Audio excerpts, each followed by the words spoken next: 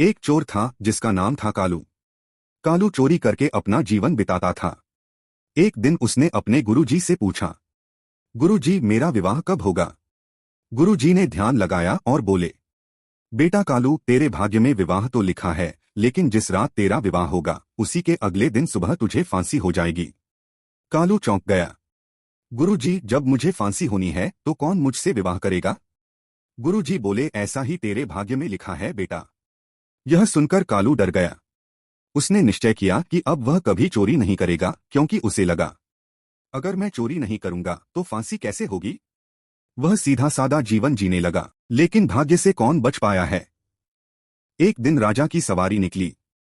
राजा ने देखा कालू के गले में सोने की माला है।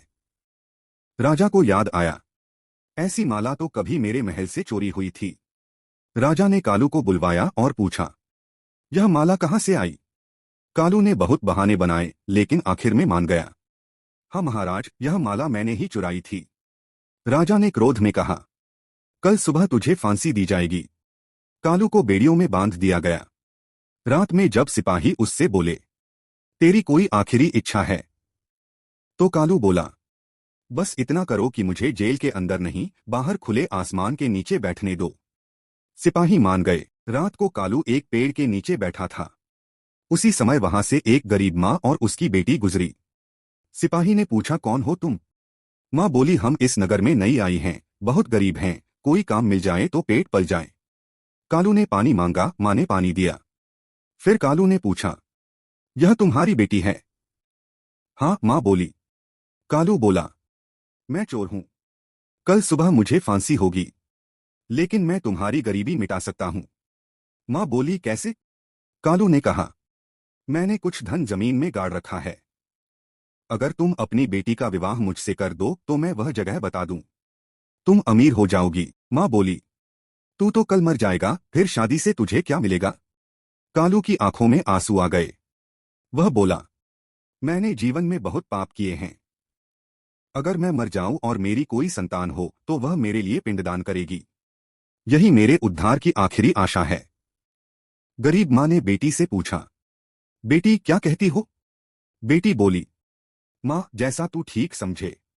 फिर उसी रात पंडित बुलाया गया, अग्नि जलाई गई और कालू का विवाह हुआ। वह रात कालू और उसकी पत्नी ने साथ बिताई। संयोग से भगवान की कृपा हुई, पत्नी गर्भवती हो गई। सुबह होते ही राजा का आदेश आया, कालू को फांसी दे दी गई। माँ और बेटी ने कालू की बताई जगह से धन निकाला। वे धनवान बन गईं। समय बीता, बेटी ने किसी और युवक से विवाह किया, लेकिन वह युवक भी एक चोर निकला। रात के अंधेरे में वह सारा धन लेकर भाग गया। धन के गम में मां की मृत्यु हो गई। अब बेटी अकेली रह गई, गर्भवती थी। समय बीता, उसने एक बेटे को जन्म दिया। वह बेटा बड़ा होकर बहादुर और नेकदिल निकला। एक दिन उसने एक राजकुमार की जान बचाई जो सांप के डसने से मरने वाला था। राजा ने खुश होकर कहा, आज से तू मेरा बेटा है, और उसी को राजगद्दी दे दी। समय के साथ राजा का देहांत हो गया। अब वही चोर का बेटा राजा बन गया। एक दिन उसकी माँ ने उसे अपने असली पिता की बात बताई। तेरे पिता कालू ने कहा था कि तू उनके लिए पिंडदान करेगा। राजा गया जी पहुंचा, पिंडदान करने लगा। तभी 3 हाथ उसके सामने प्रकट हुए। पहला उसके असली पिता कालू चोर का, दूसरा उस चोर का जिसने माँ का धन चुराया, तीसरा उस राजा का जिसने उसे पुत्र बनाकर राजगद्दी दी। अब प्रश्न था, वह पिंड किसे दे? लोगों में मतभेद हुआ। कोई कहे पहले को, कोई दूसरे को, कोई तीसरे को।